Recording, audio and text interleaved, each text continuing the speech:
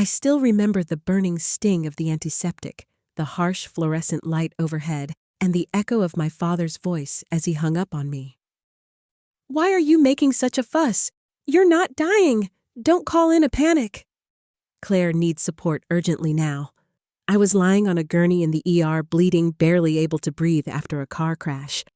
My leg felt shattered. My ribs screamed, but none of it compared to the fracture in my chest, the one caused by the man who was supposed to protect me. He left me there alone because my sister had a meltdown over a failed job interview. When he finally showed up hours later, the look on his face said it all. He had no idea what I'd become in his absence, and he certainly didn't expect what I was about to do next. The crash had happened in a blur, tires screeching, glass exploding, and then silence. When I woke up, I couldn't move my leg. I tasted blood in my mouth and realized I was being lifted onto a stretcher. Paramedics were speaking, their voices urgent but calm. "We've got a pulse compound fracture, possible internal bleeding. Let's move." I faded in and out on the ride to the hospital. The next time I opened my eyes, I was under a fluorescent ceiling, shaking, half covered by a thin, scratchy blanket. A nurse spoke to me kind, but hurried, asking if I could feel my toes. I could barely. Then I reached for my phone. The screen was cracked, just like me. I scrolled to the one number that had always meant help Dad. My emergency contact. The first call went to voicemail. The second rang, then cut off. On the third try, he answered. His voice was clipped, already annoyed. "Stella, what is it? I'm in the middle of something." "Claire's having a moment." "Okay." I blinked at the ceiling, swallowed against the taste of iron. "Dad, I'm in the emergency room. I was in a car accident. I think my leg is broken." He cut me off. "Are you dying?" What I said, "Are you dying?" Because Claire just bombed an interview she really wanted and she's spiraling. She needs support right now. I'm trying to keep her together. This isn't the time for drama. "Dad, I'm alone," I whispered. "They think I might need surgery." He sighed. Not in fear, not in worry, but in annoyance. "You're strong. You'll be fine. Don't call in a panic. Claire needs me now." Then the line went dead. I stared at my phone for a long time, trying to make sense of what had just happened.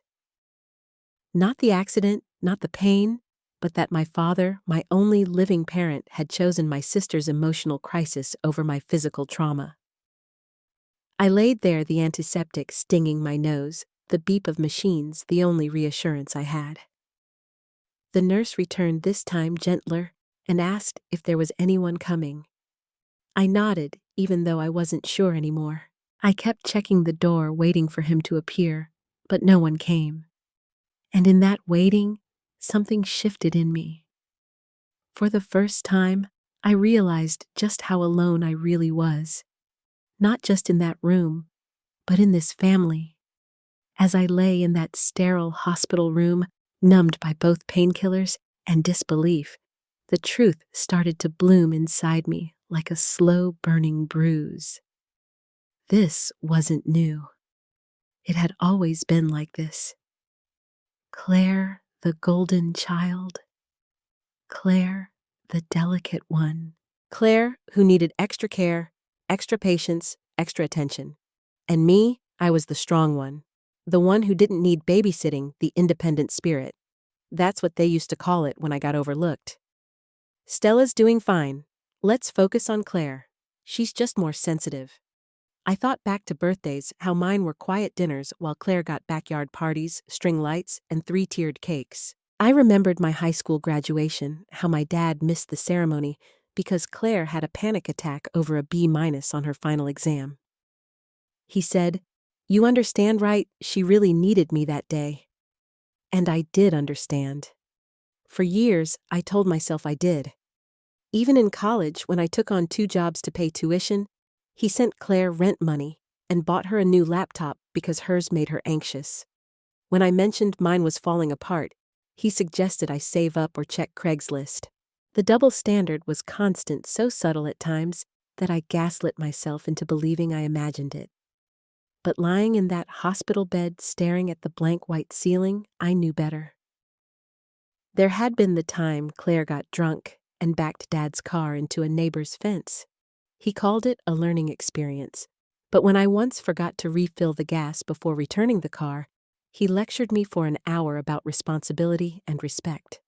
Claire had always been the emotional one, the creative soul. She switched majors 3 times, moved cities twice, failed internships, and every time Dad was there with hugs, money pep talks.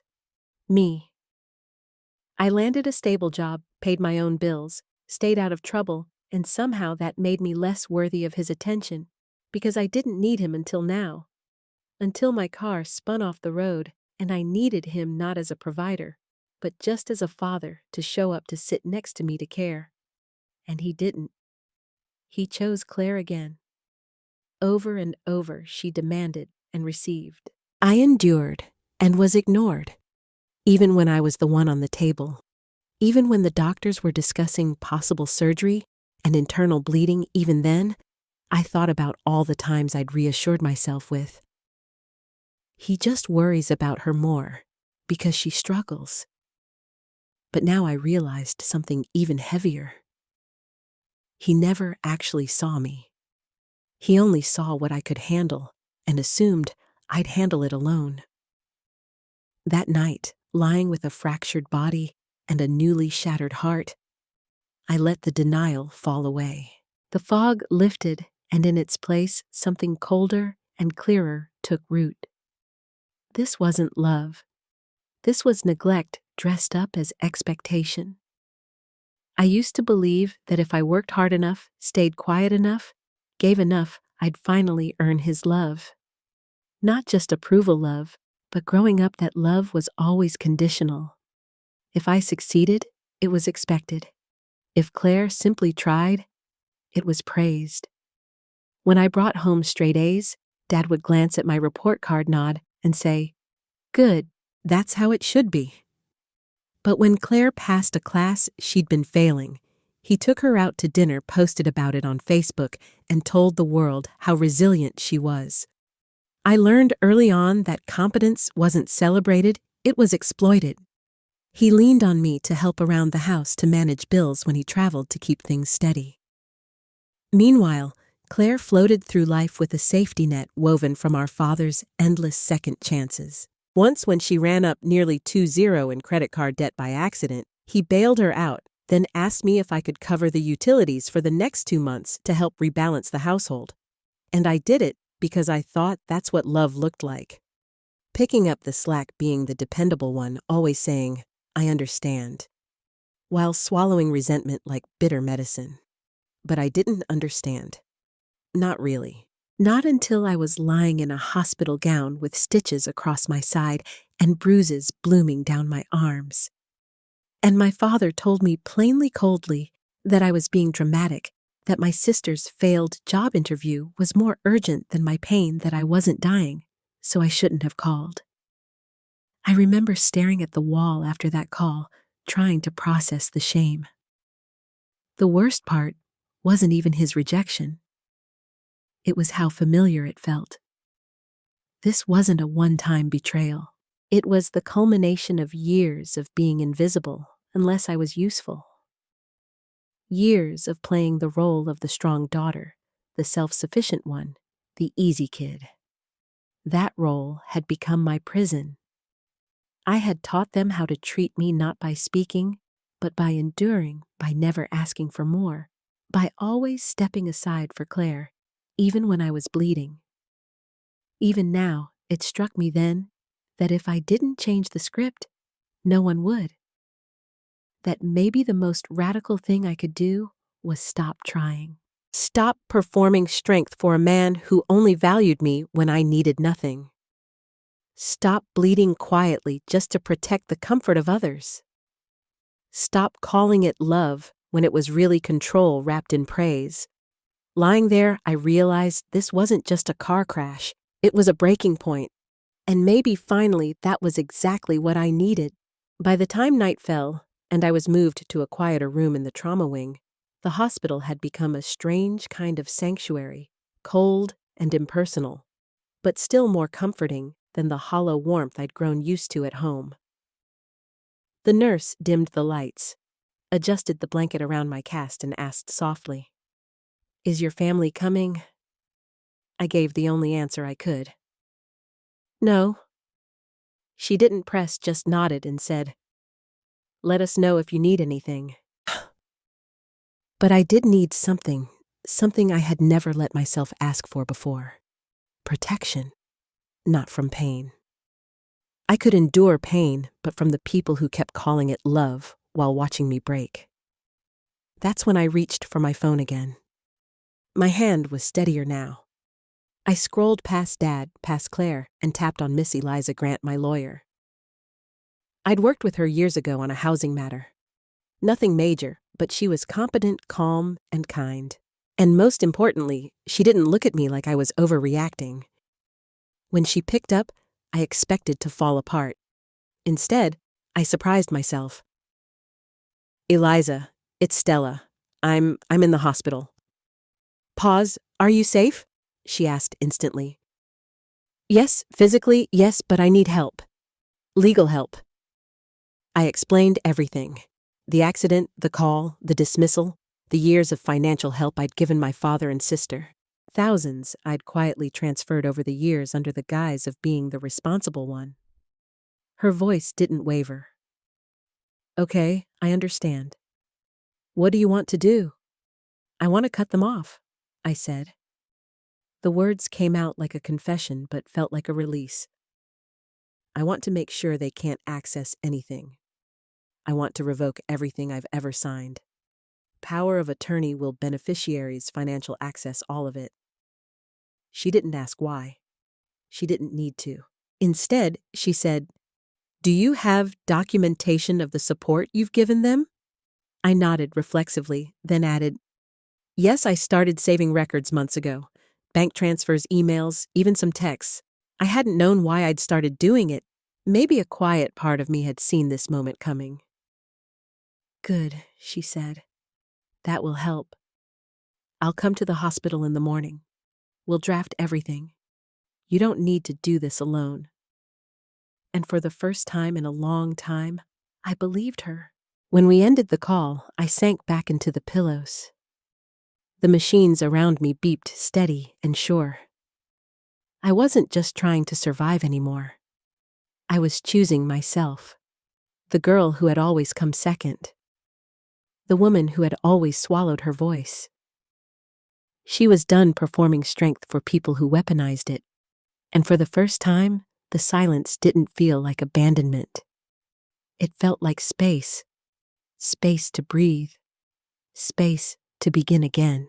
Eliza arrived the next morning, just as the sun began slipping through the narrow blinds. She was dressed in a sharp navy suit, hair pulled back, briefcase in hand. A quiet force of clarity amid the hospital's haze of beeping machines and antiseptic air. "Morning, Stella," she said with a small, firm smile. "Let's get to work." She pulled a chair up beside the bed and opened her laptop while I unlocked my phone and handed over a flash drive I had tucked into my overnight bag. It held months of quiet preparation folders labeled with bank statements, screenshots, PayPal transfers, emails, texts. I hadn't even realized how much I'd kept, but now that it was all laid out in one place, it was overwhelming. Transfer after transfer. 300 here, 600 there. $1,000 check with the memo line. Claire's therapy co-a. Rent, groceries, repairs, bailouts. Most of the money hadn't even been requested politely. It had come as expectations, demands, wrapped in guilt. Claire's struggling again. "Can you help? I don't want her moving back in with me. Can you spot her car payment this month, just until she gets on her feet?" Except Claire had never found her footing, and I had never stopped paying. Eliza's fingers moved quickly across her keyboard as she compiled totals, organized messages, and matched requests to transfers. When she turned the screen toward me, the number at the bottom made my stomach twist. Almost 6 figures gone over 5 years. It could have been a down payment on a home my student loans wiped clean. A business started a safety net built. Instead, it was the trail of quiet self-eraser I had left behind to keep the peace. Eliza looked up. This isn't just generosity, this is a pattern of financial dependence. And from the emotional content of these messages, it borders on coercion. I swallowed. Do I look foolish? No, she said plainly. You look like someone who's been conditioned to believe love is earned through sacrifice. That sentence cracked something in me because that's exactly what it was. Every time I paid, every time I gave in, I wasn't just avoiding conflict. I was chasing connection, hoping that maybe this time he'd say thank you. That maybe this time Claire would appreciate me. Maybe this time I'd be seen. Instead, they only learned that I'd never say no. Until now. Eliza guided me through the next steps, revoking the general power of attorney I'd given my dad, just in case years ago, removing both him and Claire as beneficiaries from my will, and updating all access to my bank accounts. I'll handle notification, she said. It'll get messy, but we'll keep it clean. I nodded. I also recommend setting up a trust just for you, she added. You're not just cutting them off. You're reclaiming your autonomy legally and emotionally. As I signed the documents she prepared, I felt an ache that had nothing to do with my fractured body. It was grief sharp and real. Grief for the version of me who had kept trying. The daughter who thought maybe next time he'd show up. The sister who thought maybe if she gave enough, Claire would change. But as the final signature dried, that grief made space for something new. Resolve, because now I wasn't waiting for permission. I wasn't begging for love. I was drawing the line not out of spite, but out of survival. The hospital room had settled into a strange kind of stillness by late afternoon. The IV drip hummed quietly beside me. My leg throbbed beneath layers of gauze and plaster, but the pain had dulled, eclipsed by the pounding in my chest as I waited. They were coming.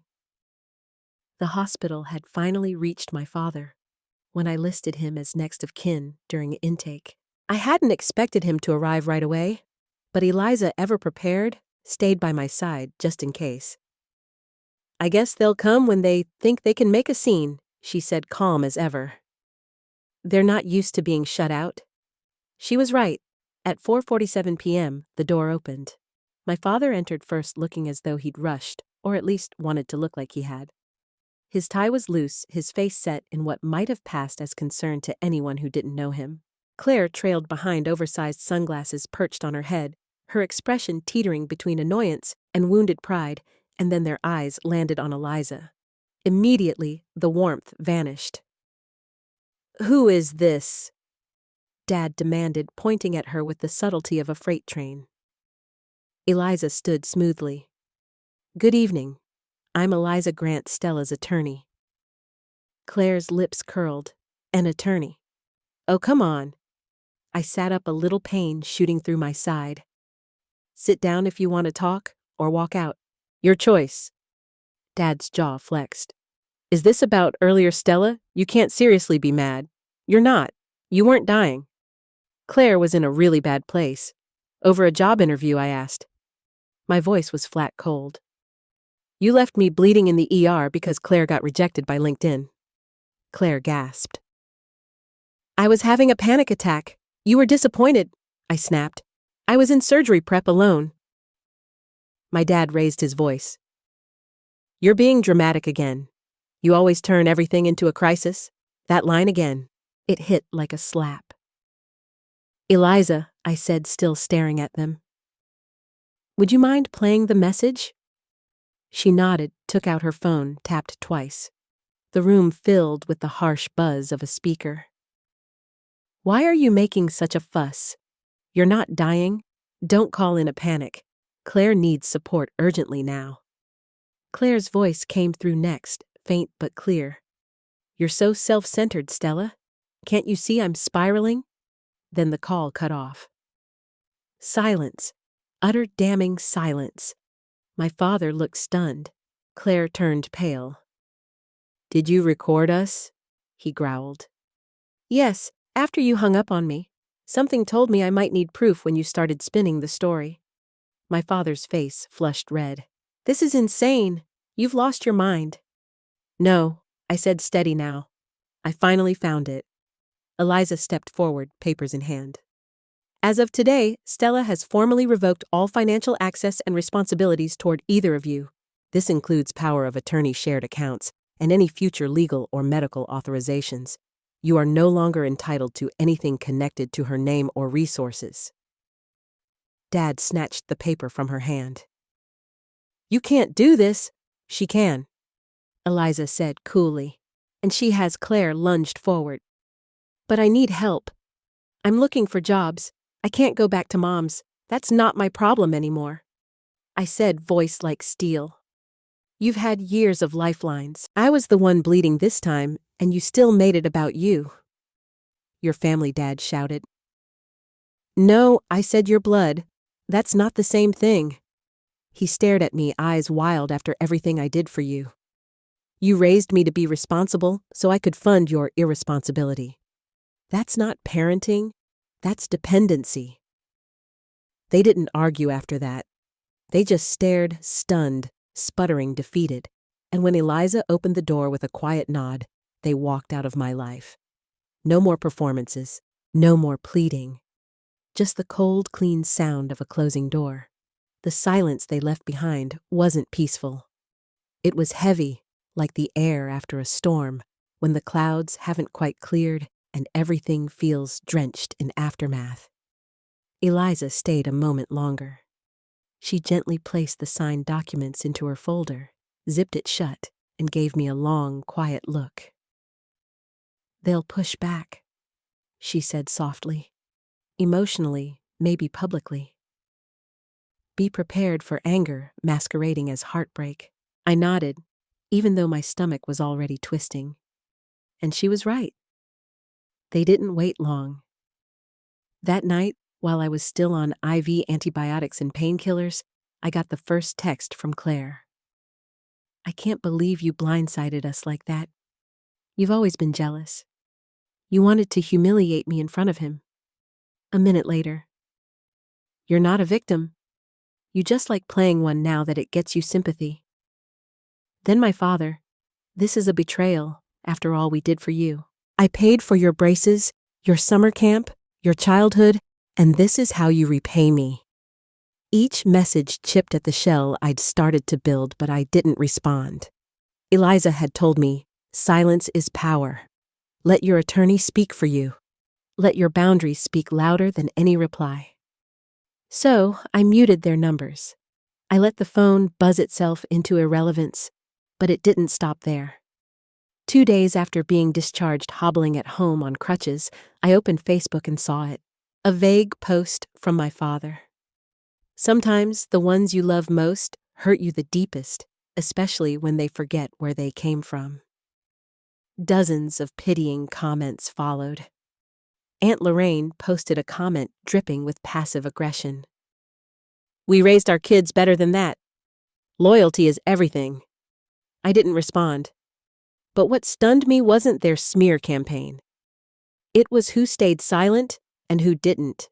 My cousin Jules, who I hadn't seen since a family barbecue 3 years ago, sent me a private message. "Hey, I just want you to know I believe you. I saw how they treated you.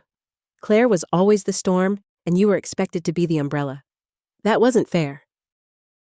I cried harder at that message than I had at any point in the hospital because someone saw me finally clearly without me having to explain. Then there was Emily from work, who dropped off groceries without asking, and my friend Nora, who texted, "You don't owe anyone your survival." Piece by piece, I realized I wasn't alone. The people who really cared didn't need an explanation or justification. They didn't twist my pain into drama or gaslight me with fake nostalgia. They just showed up. And slowly, I began to show up for myself too. I returned to therapy, I really talked, not to defend my past, but to unpack it, to understand why I'd stayed so long in a system that fed on my silence. My therapist said something I'll never forget. You weren't loved for who you were. You were rewarded for what you gave. That's not love. That's transaction. It hit like truth always does. Sudden, sharp, liberating. I started to reclaim more than my finances. I reclaimed my identity. I opened a separate savings account just for me. I updated my emergency contacts. I blocked Claire and my father on every platform. It wasn't rage that guided me. It was peace. The kind that comes after a storm strong enough to uproot everything that was never stable to begin with. Months passed. My leg healed slowly. The cast gave way to a brace, then a cane, and eventually just a faint ache when it rained. But what took longer to heal was the quiet wound I carried in my chest. The kind no X-ray could show. The kind carved by a father's silence. A sister's entitlement. A lifetime of being needed but never truly seen. And yet I was healing. Each small act of self-respect stitched me back together. I went for walks alone and didn't feel hollow. I cooked dinner for myself and didn't feel the need to share it with someone just to feel useful. I laughed, not because someone else needed me to stay strong, but because I felt light enough too. Claire and my father never apologized, not once, but they stopped trying to reach me after Eliza formally served them the last round of legal notices. Their absence, once terrifying, became a gift. I filled that silence with people who showed up without being asked. Friends who brought over soup without needing thanks, a colleague who helped me with my work transition. Even my neighbor, Mrs. Lively, who knocked once a week with flowers from her garden. It was in those simple gestures I found a truth that no family courtroom or argument could teach. Family isn't who shares your last name. It's who shows up when the lights go out. It's who believes your pain without proof. It's who never makes you apologize for needing them. So to anyone out there still waiting for a parent to see you still trying to prove your worth through sacrifice, hear this. You don't have to bleed to earn love. You are already enough. And the day you stop begging is the day you finally begin to heal.